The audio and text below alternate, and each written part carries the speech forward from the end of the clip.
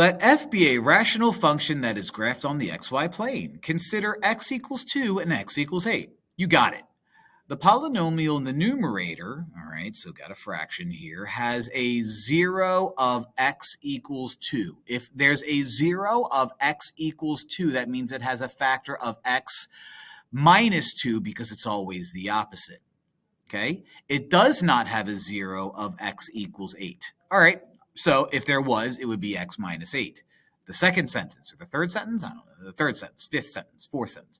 The polynomial in the denominator has zeros at both x equals 2, all right, so x minus 2 again, and x equals 8, so x minus 8. The multiplicities of the zeros at x equals 2 in the numerator are equal. All right, well, so that's good. So I'm just not going to write anything out for these guys. Which of the following statements is true? So it's talking about holes and vertical asymptotes and stuff like that. So before I even look at the complete multiple choice thing, anytime you have the exact same factor in the numerator and the denominator, and the multiplicities are the same, which means the exponents that are attached to the parentheses are the same, you have a hole. Anytime you have a factor in the denominator that does not repeat in the numerator, you have a vertical asymptote.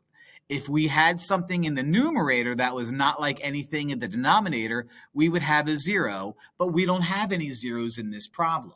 So we have a hole at x equals 2, and we have a vertical asymptote at x equals 8. So the graph has holes at both x equals 2 and 8? Nope. The graph of f has a vertical asymptote at 2 and 8? Nope. That's the hole at 8. That's the opposite of what we want. The graph of f has a hole of 2? Yup. And a vertical asymptote of 8? Yup. And the graph of f has vertical asymptotes at both, so nope. So pretty basic Unit 1 problem. Pretty easy. Lots of fun. Hope this helps.